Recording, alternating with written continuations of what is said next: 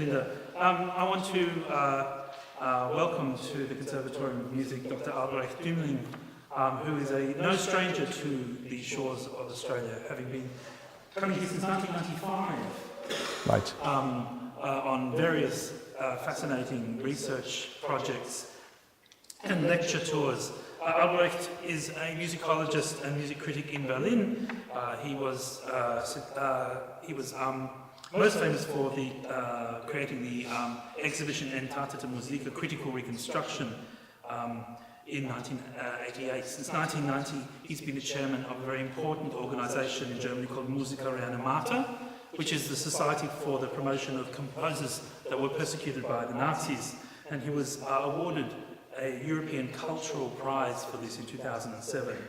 In 2000 to 2004, on the auspices of George Dreyfus, who he met by accident, or by happy happenstance in Germany, he started a research project on the German-speaking refugee musicians here in Australia, and he published the results of this book in 2011 in German. And it's been masterfully translated by Dana Weeks, and it's now available in English, and you'll be able to pre-order or order it via the little flyers at the back for this the book. And he's going to be talking today about Central European refugees here at the Sydney Conservatorium of Music and their influence, their importance. So without further ado, Dr. Dümling, thank you so much.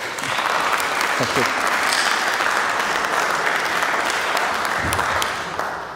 Thank you for this very kind introduction. I'm very pleased to have been invited to lecture at the Sydney Conservatorium and to find here such a distinguished audience. Some listeners have a very close connection to the topic of my talk. And excuse me if I have to read it, because this is not my first language, English. But I hope you can follow me. My lecture will focus on special moments of the history of this conservatorium. But let me begin with a few more general remarks on German-Australian relations in the field of music. Before the First World War, German traditions in music teaching were highly esteemed in Britain and Australia. The University Conservatorium of Melbourne was founded in 1895 by George Marshall Hall and William Laver, modelled on the Dr. Hoch Conservatory in Frankfurt am Main. In Sydney, there had already been an unsuccessful attempt to found an institution modelled on the Royal Academy of Music, London. In 1913, finally, an advisory committee for the establishment of a New South Wales State Conservatory of Music was installed. A leading committee member was the composer, conductor and violinist Alfred Hill. He was born in 1870 in Melbourne, but already 2 years later moved with his family to New Zealand. There he met the Hungarian violinist Edi Remenyi, who persuaded the young Australian to study in Leipzig at the conservatory, once founded by Mendelssohn. Alfred Hill followed this advice and studied in Leipzig at the same time as Ethel Florence Richardson, alias Henry Handel Richardson, who later described their Leipzig experiences in the novel Maurice Guest, published in 1908. Alfred Hill must have made great progress with his studies, since he was allowed to play the violin with the Gewandhaus Orchestra under such conductors as Brahms, Grieg, Tchaikovsky and Max Bruch. Following concert tours in New Zealand, Hill settled in Sydney, where he conducted the Sydney Liedertafel. And as a great admirer of Richard Wagner, he gave his 3 children the Wagnerian names Isolde, Tristan and Elsa. Tristan, Isolde and Elsa, the 3 children. In 1916, Alfred Hill became the first professor of theory and composition at the New South Wales Conservatorium. As an outspoken member of the staff, Hill had hoped to succeed Henry Verbruggen in 1920 as director. When in 1934 he was again passed over, he resigned and opened his own Alfred Hill Academy of Music. This might be compared with the fate of George Marshall Hall, who failed to be reappointed at the Melbourne's University Conservatorium and as a consequence founded the Albert Street Conservatorium, later called the Melba Conservatorium of Music. Instead of Alfred Hill, the London-born Edgar Bainton was appointed as the new director of the New South Wales State Conservatorium.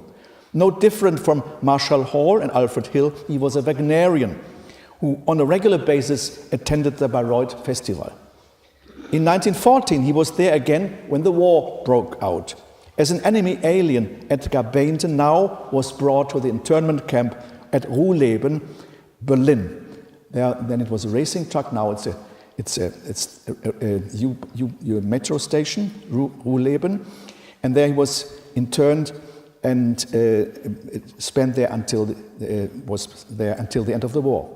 At the same time, in Australia, all German, Australian, and German citizens were arrested as enemy aliens and brought to internment camps.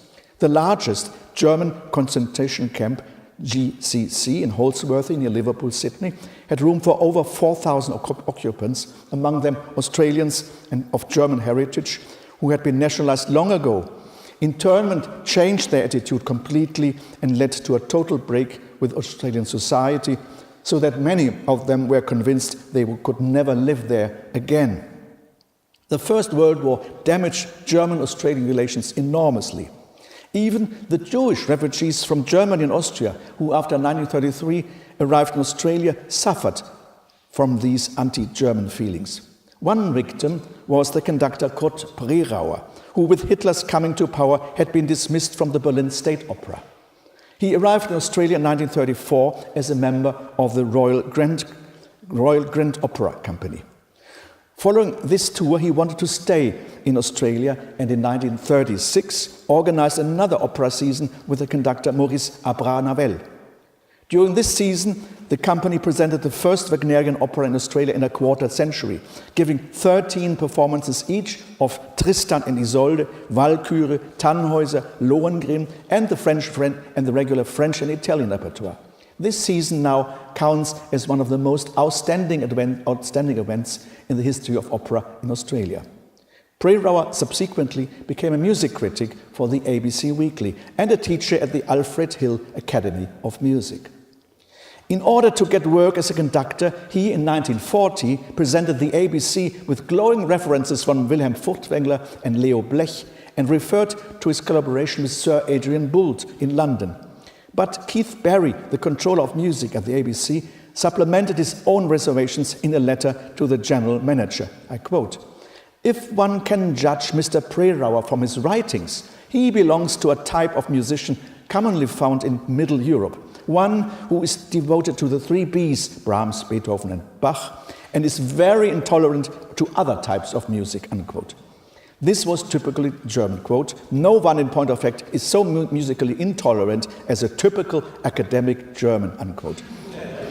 And there was something else to consider, quote, "We must not forget in this time of war that Mr. Prerauer has only recently received naturalization, and one wonders whether in the event of the present regime being destroyed and the position of the Jew being made as secure as it was some years ago, he and other recent arrivals would not be amongst the first to return to the country of their birth and, despite Hitler, the country of their fathers.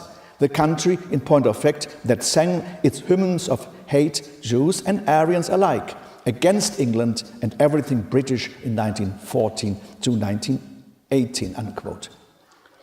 According to this view, because of his past and his musical preferences, the German Jewish refugee Kurt Prerauer still only counted as a typical German. The war flushed out all the old anti-German prejudice again. An even stronger obstacle for the German Jewish refugee musicians was the xenophobic attitude of the Musicians' Union of Australia. In reaction to the Great Depression, the union in 1929 had required a complete embargo on foreign musicians. In addition, it was authorized to admit non-British applicants only after they had been resident in the country for 5 years and had obtained citizenship. It goes without saying that when migrant musicians applied for a work permit, the union was not exactly obliging. The Conservatorium director Edgar Bainton protested against this regulation, which one newspaper report had declared completely mad.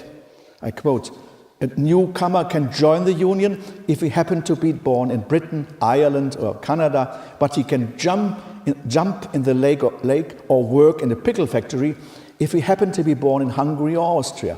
a fine advertisement for our liberalism and culture, unquote. Having mentioned Edgar Bainton, I now will return to the Sydney Conservatorium. According to the Australian composer Vincent Blush, his great colleague Arnold Schoenberg had in 1934 applied for the position of a teacher of harmony and theory. Bush claims that Bainton turned down the application on the grounds of modernist ideas and dangerous tendencies. An anonymous colleague allegedly remarked that Schoenberg was Jewish. Blush explained me in 2000 that he had found Schoenberg's application here in the Conservatorium archives. However, in the Schoenberg archives in Vienna, there are no traces of such an application.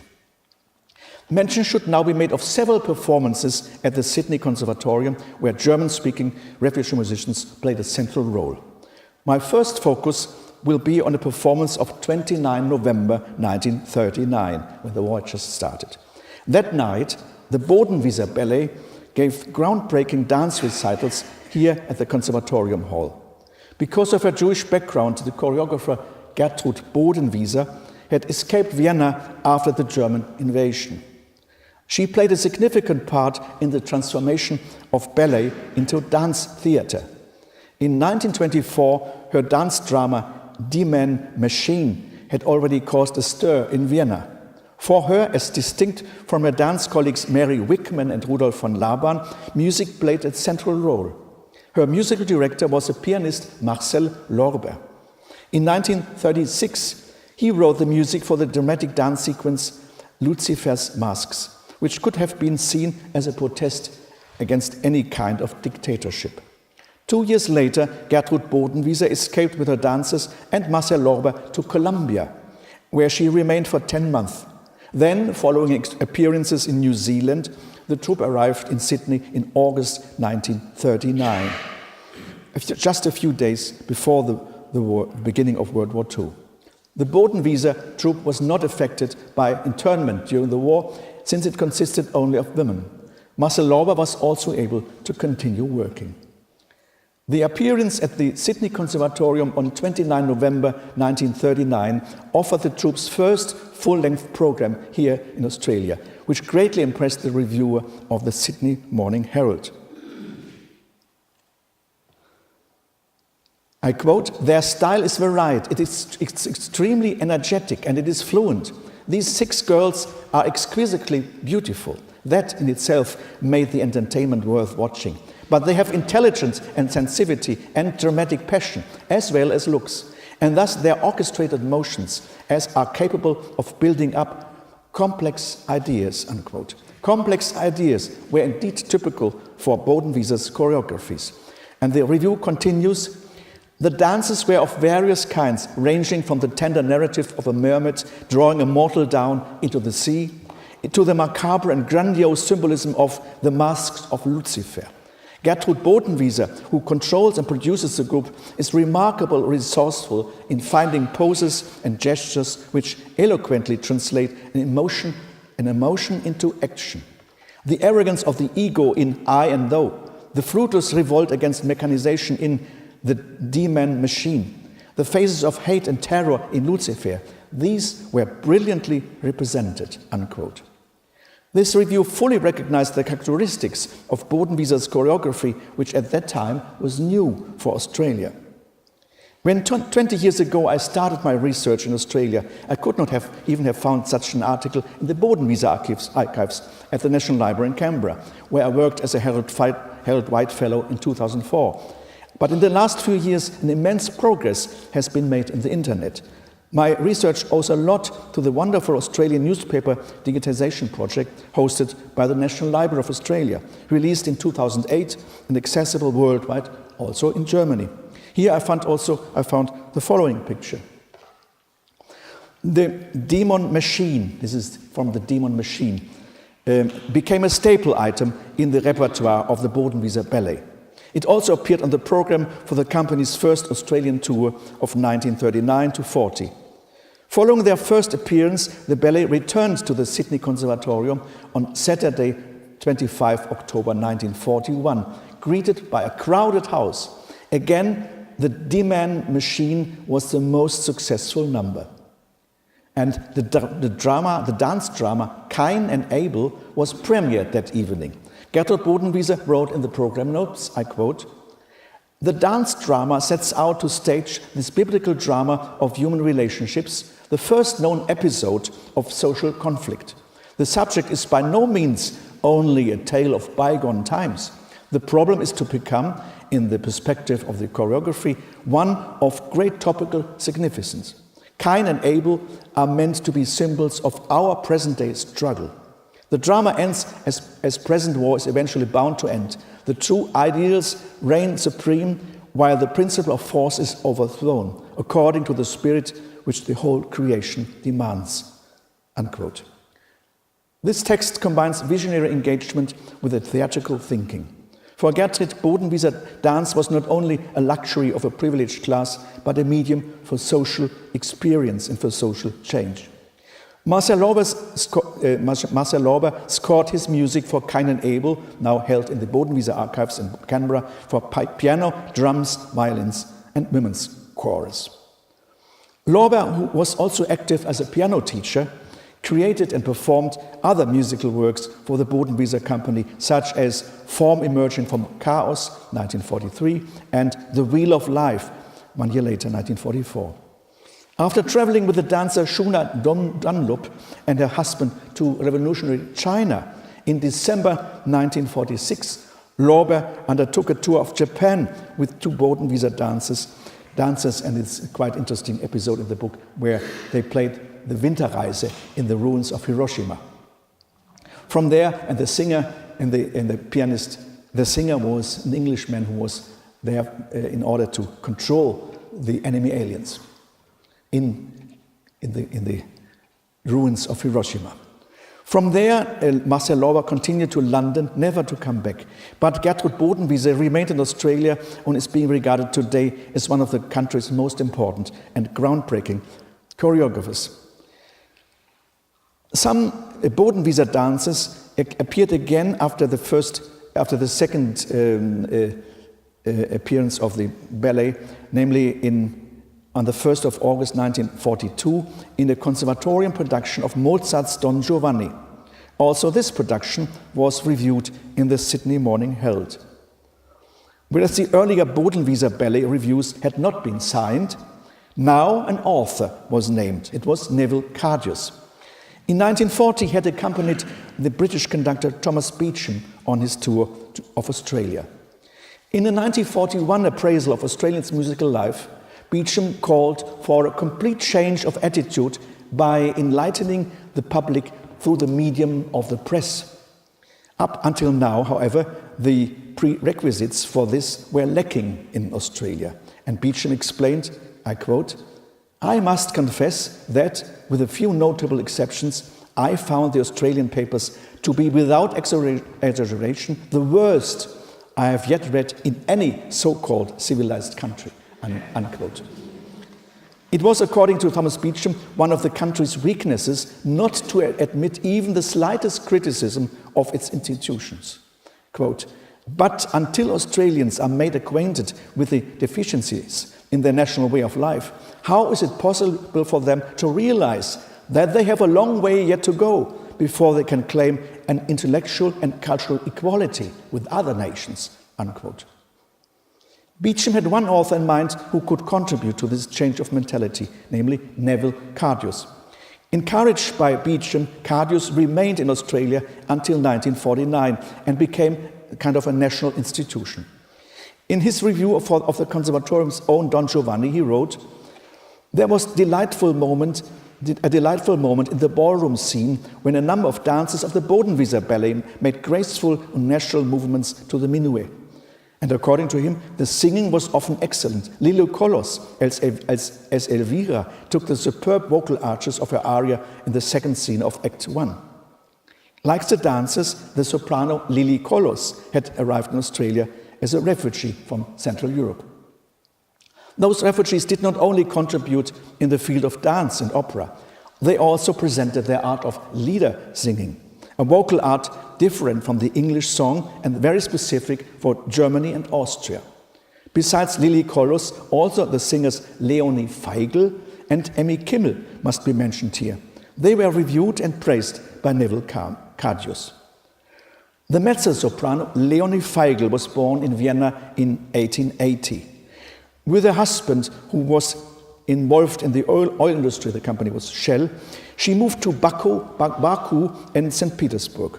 Because of the political turmoil in Russia, she returned to Vienna, where she took more singing lessons and gave lieder recitals. As well as lieder by Johannes Brahms and Hugo Wolf, Leonie Feigl favored the works of Russian composers, which she sang in the original language. The terror that followed the German invasion of Austria shocked the singer so much that she attempted suicide. On 16 November 1938, a week after the pogrom night, Leonie Feigl finally arrived in Paris, where she was safe, at least for the moment, because the German troops were also arriving there. By May 1940, she had obtained a passport and visa for Australia. In Marseille, she caught the last ship traveling to Australia, which was already on the high seas when German troops actually invaded Paris on the 14th of June. This led to a conflict of loyalties for the French crew, especially as the authorities in Nouméa, New Caledonia, sympathized with the Vichy regime. The ship, named Commissaire Ramel, wandered around for many weeks until it arrived in Sydney with its remaining 16 passengers in August 1940. Leonie Feigl, an experienced concert artist, had then, at the age of 60, already passed her peak. In 1941, she auditioned for the ABC, but despite her wide-ranging repertoire, she was not engaged. On the 3rd of July 1943, she gave a lieder recital at this conservatorium with works by Beethoven, Brahms, Lyadov, Tchaikovsky, and Hugo Wolf. This was apparently her last public appearance as a mezzo-soprano. No review could be found, but Leonie Feigl continued as a singing teacher and lived in Sydney until her death in 1959. A more effective lieder recital could be heard at this conservatorium 3 weeks later, on July 29 of 1943. The advertisement in the Sydney Morning Herald presented Emmy Kimmel as a distinguished continental soprano, and the concert was under patronage of Professor Bernard Heinze. The singer was accompanied by Maynard Wilkinson, and Lawrence Gottfried Smith was the associate artist. This concert was very well received. Neville Cardius titled his review with "Grand Lieder Singing, Kimmel's Rare Art," and started like this. There was some distinguished singing last night by Emmy Kimmel, who at once revealed that she knows that secret of lieder, which apparently awaits all vocalists not cultivated in Central Europe. This was indeed a high praise and a warm welcome for a singer who had escaped from Vienna only with great difficulties. Her husband had wanted to open a clothing factory in Australia, but because of his poor health, the departure had to be delayed until finally, in July 1939, the family arrived in Sydney. Hans Kimmel, the husband, soon became ill again and was admitted to a psychiatric clinic. Under these circumstances, no factory could be opened, and even deportation threatened. Emmy Kimmel was forced to earn a living by teaching voice and piano and by making string bags. In order to improve her husband's nervous condition, the singer moved with him and the children from the city to the rural suburb of Pennant Hills. For security reasons, she was not permitted to give radio broadcasts during the war. She was, however, allowed to give concerts at the conservatorium. Thus, her appearance of 29 July 1943 was of great importance for her career. The art of lieder singing, Neville Cardius explained, calls as much for an understanding of the words and poetry to which the music is set, as of the music itself. Then there is a subtler matter of feeling, of an instinctive absorption of mood and accent and color. It is untranslatable and unteachable, and has little to do with singing as it is generally taught. Emmy Kimmel's voice is hardly unique, but it is natural. There was a refined intimacy and also that charm of gemütlich flavor, which is so much a part of lieder. Unquote. According to this review, Emmy Kimmel, privileged to be born in Central Europe, now brought this rare art to Australia. Also, the Australian Musical News regarded her as one of the few artists who could serve the poet with unusual sensitivity without neglecting the work's musical integrity. This comment was reproduced on the poster advertising her next Lieder recital at the Sydney Conservatorium exactly 1 year later on 29 July 1944. The program now included works by Brahms, Leo Blech, Jensen, Pergolesi, Hans Pfitzner, Schubert and Hugo Wolf. And the accompanist this time was Henry Cripps from Vienna. After the war, when Emmy Kimmel was finally able to give an ABC broadcast, there was already criticism of her intonation. She more and more concentrated on teaching and in 1947 published a brochure, The Art of Perfect Voice Production. 10 years later, Hans and Emmy Kimmel followed their daughter Elizabeth to London, where the singer died in 1965. Without the hardships of persecution and escape, without the illness of her husband and the loss of her son in a traffic accident, Emmy Kimmel certainly would have had a greater and more balanced career. But the Kimmel family did not forget that Australia saved their lives. This is remembered today by the Emmy Kimmel and Elizabeth Seagull Memorial Award for Lieder Singing, sponsored by the singer's son-in-law. And I contacted him, living in Scotland now. On the 19th of November 1943, another soprano presented her art of lieder singing at the Sydney Conservatorium, Lily Kolos. Neville Cardius praised her even more than her Viennese colleague Emmy Kimmel. Under the title Splendid Lieder Singing, he stated, "Her recital was one of the very few occasions I have known here of a transformation of a concert to an experience of the spirit and of culture and personal absorption in music fertilized by poetry. We were taken back to music making as Central Europe once knew it," unquote. This critic praised her interpretation of Lieder by Franz Schubert, Robert Schumann and Felix Mendelssohn and did not forget Marcel Lorber at the piano. I quote, "In Mendelssohn's Witches song, Mr. Lorber played with a macabre intensity, so vivid with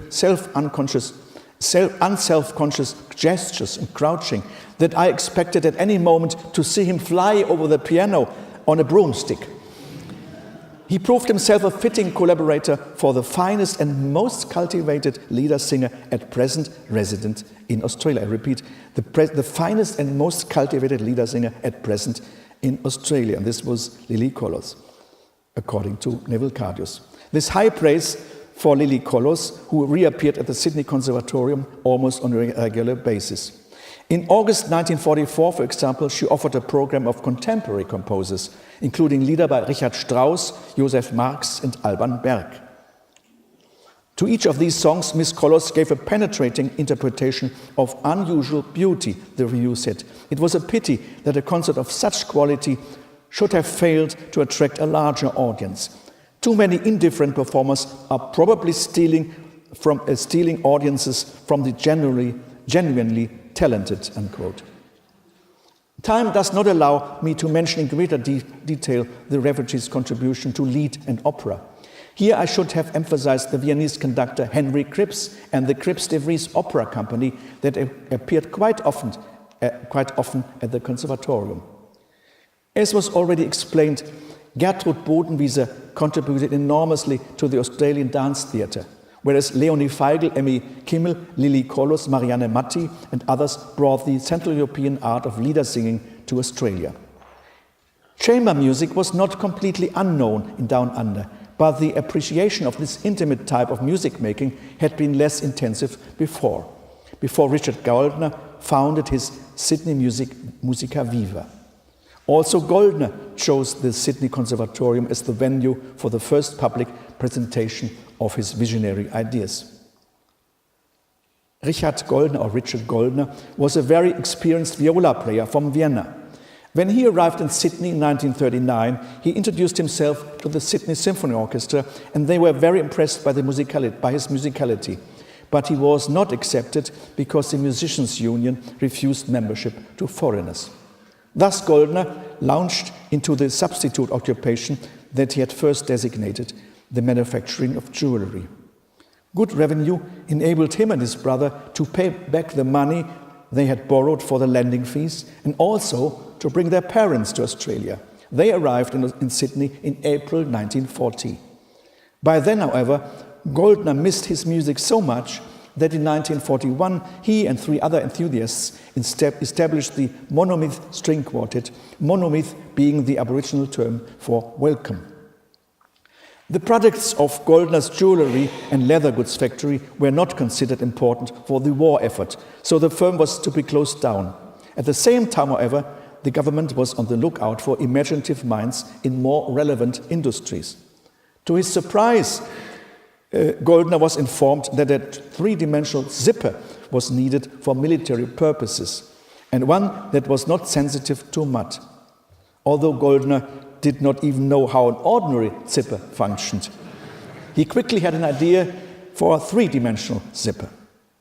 As a result, the jewellery and leather goods factory was not closed. Instead, they received new machinery and a government contract to manufacture zips. The new firm was even more successful than the previous one and produced thousands of these special zippers for the Navy and Air Force.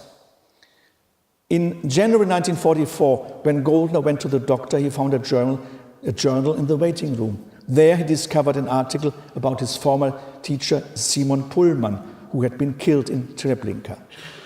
After reading this, part of Goldner's world collapsed. He was devastated, since until then he had been hoping that his teacher could come to Australia to continue their previous work with a new ensemble. The news of Pullman's murder now gave him an extra incentive to establishing the ensemble of his dreams. By August 1945, when Germany and Japan had both surrendered, it was finally time for their plans to be aired in public. Goldner founded a permanent string ensemble comprising several independent string quartets like the Pullman Orchestra. He used the earnings from his zipper production to engage 17 musicians, namely 4 string quartets and a bass player. He worked intensely every day for 3 months, which each of the 4 ensembles supported by his friend Walter Dullo. And the central work was Beethoven's Große Fuge, the Great Fugue. In Vienna, Goldner had played in the Musica Viva Orchestra, directed by the music pioneer Hermann Scherchen. Commemorating him as well, he called the new ensemble Richard Goldner's Sydney Musica Viva. Only very few people among you, I think, will know that Scherchen's only son lived in Australia, and I met him several times. And I just got now news from his son, Tim, that he died recently at age 96 and will be buried exactly today on this day in Ballina, New South Wales, the son of Hermann Scherchen. In the invitation to the ensemble's first public appearance on 8 December 1945, Goldner wrote, quote, "Informing the Sydney Musica Viva, my aim was to create a repertoire ensemble destined to perform well-rehearsed music and to do experimental work in methods of rehearsing with a view to achieving greater precision and better quality, volume and balance of sound. The first result of such experimental work is the Smv Orchestra, whose string chorus will be introduced at the audition performance. This string chorus consists of a number of string quartets as germ cells. In rehearsing, all works are being studied separately, with each individual quartet, so that when combined as a chorus, each player retains the mentality, responsibility and initiative of a solo quartet player. The principles of my work are based on the original ideas of my great teacher and friend, the late Simon Pullman, who established a similar ensemble in Vienna in 1931 and directed it until 1938. Sydney Musica Viva is meant to be a continuation and development of the work started by him." Unquote. This chorus of string quartets was announced in the Sydney Morning Herald as a fresh approach to expertness in chamber performance and a promise of considerable achievement. The concert almost had to be cancelled because of a power failure, but the ABC quickly supplied an army generator so that Conservatorium's Verbrücken Hall could be adequately lit. It's not that tall, but on the other side. Whether out of sheer curiosity or because of the free tickets, the audience arrived in such large numbers that there were not enough seats. Even Goldner, who was in the audience, was surprised by the evening's high artistic standard. I quote, "It is quite amazing how special, inspiring circumstances can elevate a performance to undreamed of heights. We both felt it was a string sound that most likely had never been heard in Sydney. The great fugue came off in a way that moved even the least experienced listeners. The endless thundering applause and ovations bore witness to this," unquote. Remarkably, the reaction from the press was not entirely enthusiastic. In the Sydney Morning Herald, Neville Cardios found fault with the intonation. His review was titled, "New String Ensemble Disappoints." How was it possible that there were so different appraisals of this concert? Did Goldner not want to admit any shortcomings? Or had Cardius been deliberately looking for weak spots? In the same article, he admitted, quote, "A more modest advertisement of the experiment might have prompted us to a more approving response." Today we know that this concert of 8 December 1945 was the starting point for Musica Viva Australia, which now is one of the pillars of Australia's musical life. Richard Goldner's legacy has increased over the years, including in the area of music education. In her book, Beethoven and the Zipper, Susan Baker called it the heritage of the Great Fugue. And I hope had been informed that Charmin Gett would be here. There she is. Wonderful. Yeah. Welcome, Charmin Gett.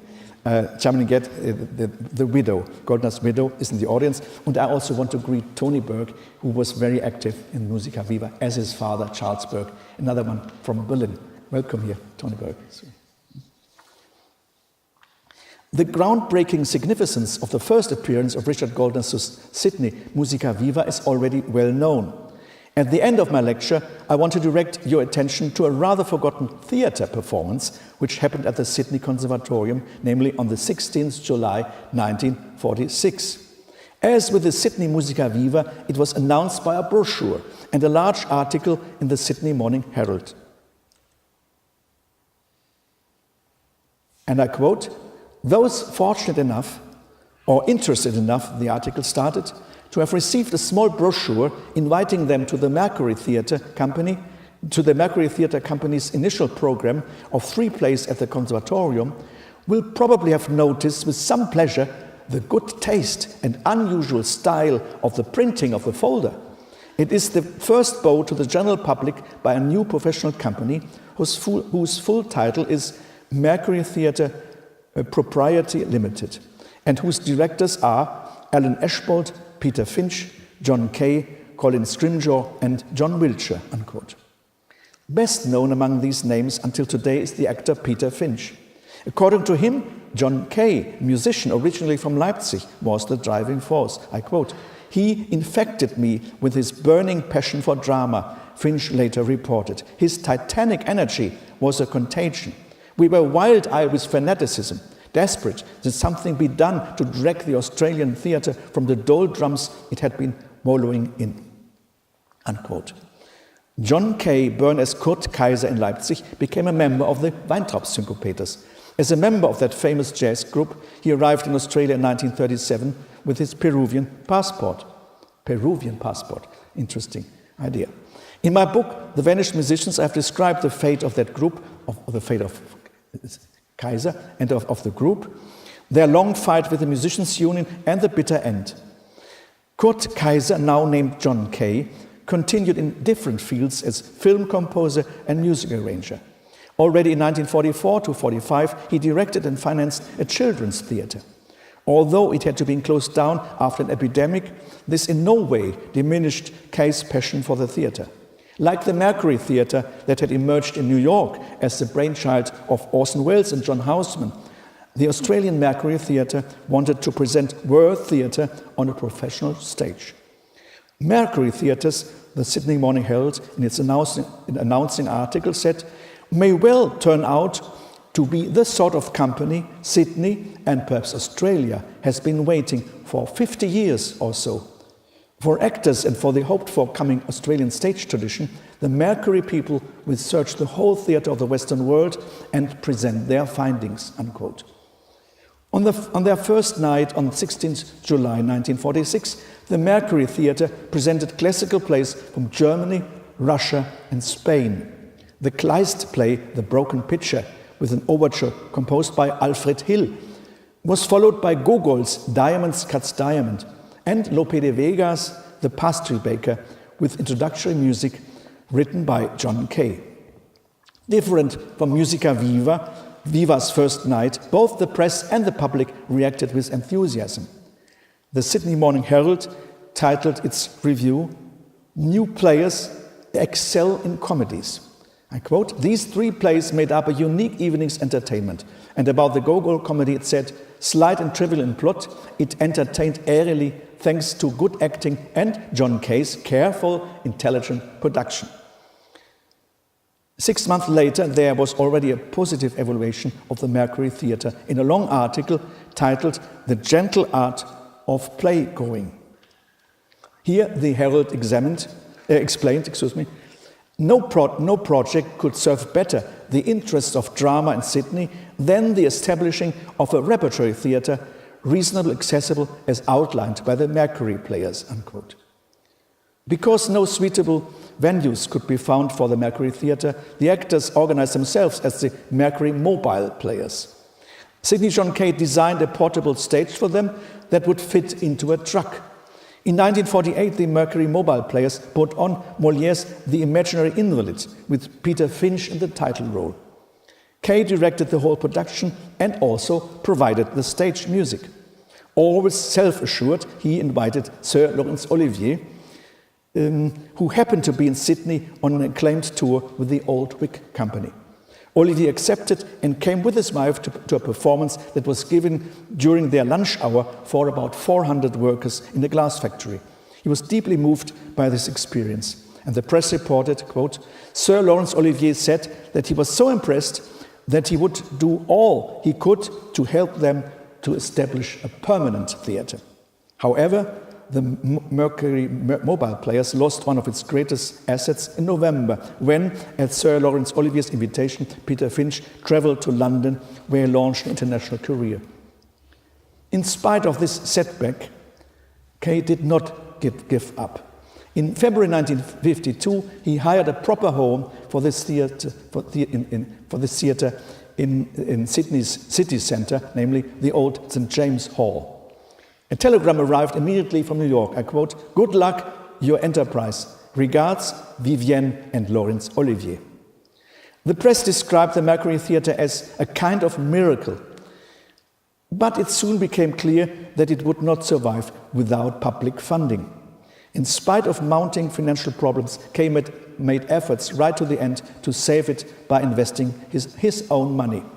At the end of 1953, he had to bury his theatre dream and closed down the Mercury Theatre.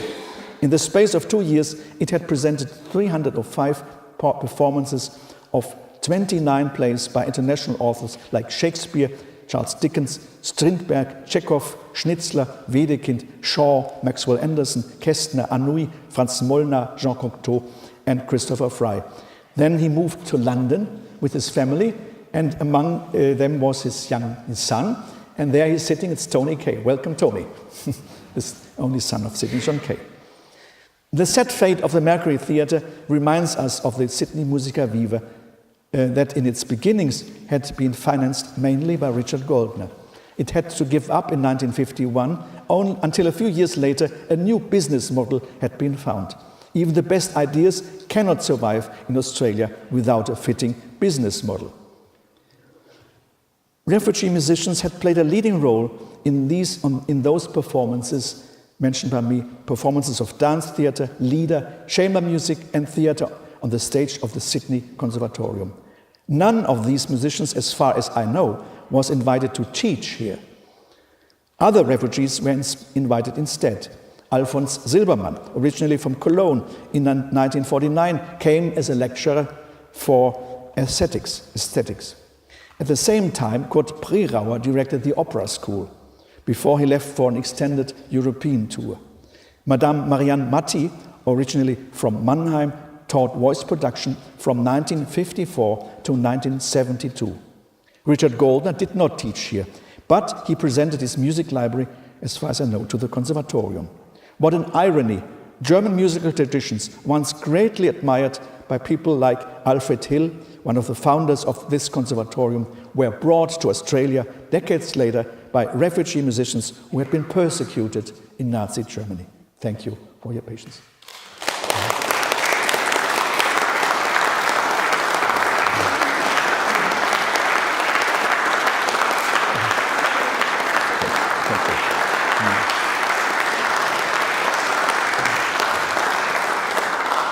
Thank you very much, everybody. We have some time for questions for Professor Dümling, so please, I'm sure there are a few. To comment that Richard Goldner did teach you here. Did he? Very briefly, before leaving for overseas in 1960, 65 or so, when he went to Pittsburgh and became a full professor there. But he was teaching you for a couple of years, and many of his students have become quite well. Irene Morozov, for example, who plays with Goldner, string quartet, and Harry Kirby was doing some work with him. That's good to hear. Was the leader of the Sydney String Quartet at the time. So yes, he had a big and very, very good class here at the Conservatorium during the time of Joseph Mozart Post. I'm glad to hear that. And his library is still there? His library is here in the archives? His library has been given to here. I've heard. Yeah. He transferred some of it to the Ukraine University in Pittsburgh. In Pittsburgh as well. Yeah. Another question? Yes. Jack? Thank you, Albrecht. You confirmed what I often told people. Do you know more about Australian music than most Australians I know? To complement what you said about Falling Left and Keith Barrett. Which one? To complement what you said, Yes. what you reported about that Falling Left from Keith Barrett. From Keith, yes. It's it wasn't only musicians. The great philosopher Karl Popper applied for the position of professor of philosophy at the University of Queensland in 1938. Together with all of the Jewish advocates, belonging to the short list for interview, the committee told the Senate that such people are known to cause subject to strange fads, that the original said strange urges. Oh. Which I have to cause problems for university administrators. Subjects was feeling that nice and stable and what really has caused. And I say that the four referees spoken by Karl Popper were Rudolf Carnap, preeminent philosopher and Bulgarian at the time, G. Lord, professor of philosophy at Cambridge, Niels Bohr, Nobel Prize in Business, and Bertrand Russell. Those four referees were sufficient to persuade the University of Queensland that they should be offered to a local brother who was still professor of philosophy and master's student in the late 1950s. Very sad. So it was an appalling time of prejudice and bias. And when later Karl Popper was frankly appointed to a lectureship in philosophy at the University of Sydney, he was attacked in Parliament and with letters to the Senate for serving soldiers organisations that unnaturalised in the alien should be appointed. There was no understanding at all of the difference between Jewish immigrants and supporters of the Reich. I would also be interested in this Schoenberg issue that Vincent Blush told me, if there are the documents still in the library, you know, in the archives? No, has never been found. But he told me about this. Yeah. Yes. Thank you. The part of the appalling treatment of these people was that the security services followed so many of them. I'm interested to know what we found in the security files. I think that the opportunity to look at some of those.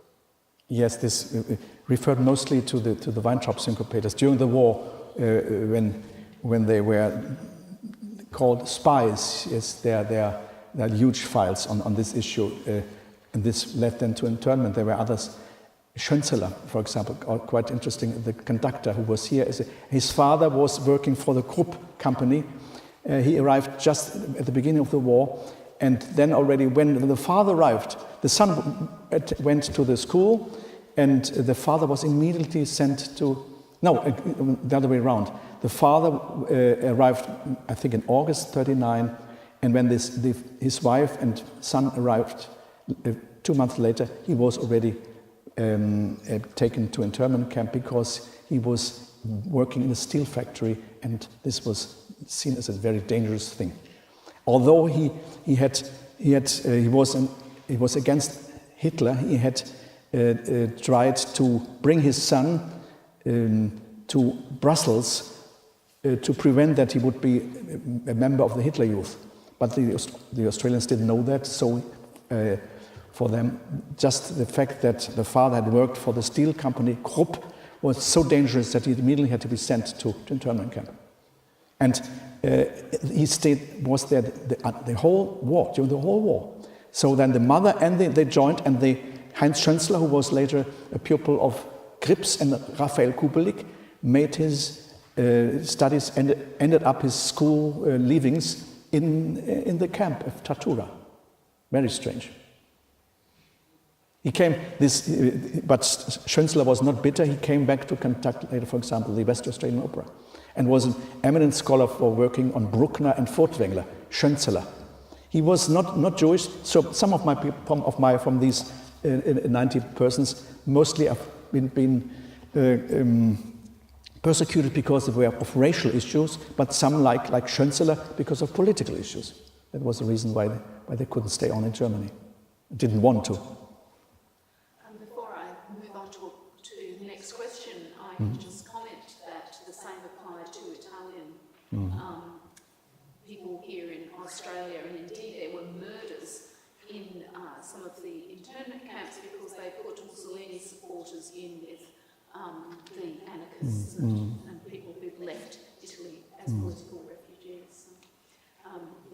I think the Australian authorities were really very ignorant about, or perhaps determinedly ignorant about such matters. So I think I saw another question. I see another hand raised. Just pursuing that same subject, while Richard Goldman was actually working for the Army Inventions Directorate, it was not a car or drive. So to get from home to where he was working for the government, he had to be picked up by police and was taken by police to where he worked and taken home. I shortly mentioned that episode of Hiroshima. This is not exactly Australia, but it's the United States, the CIA and FBI. Marcel Lauber was with the dancers of the Bodenwieser group, was sent to Japan to entertain the American troops. And he did not know, he got an interpreter, John Keefe. He was in the security service how is this? The decipher he was in this highly security staff, and he was asked to supervise these dangerous enemy aliens. Although Lauber had already arrived in 39 in Australia, and also the dancers, he had to accompany Marcel Lauber.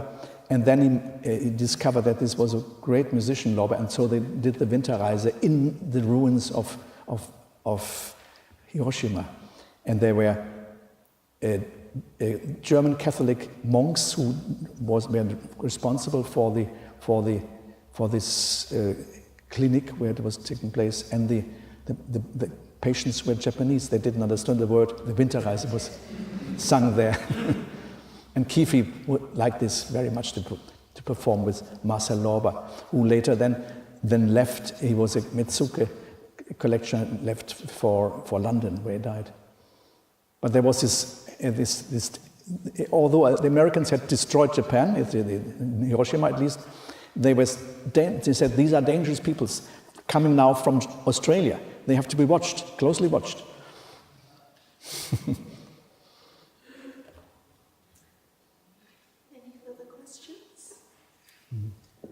The factory that the Mercury Theatre performed, it wasn't the Cookson factory in St Mary's, was it? I don't know exactly which. Do you know which? Yeah, with Marrickville So it wasn't the one in St Mary's. The Cookson Factory in St Mary's was a place where Bodenwieser's dancers were performed. Goldner worked there, his brother worked there, and his wife worked there, and Werner Behr used to write music for the Bodenwieser Ballet there as well.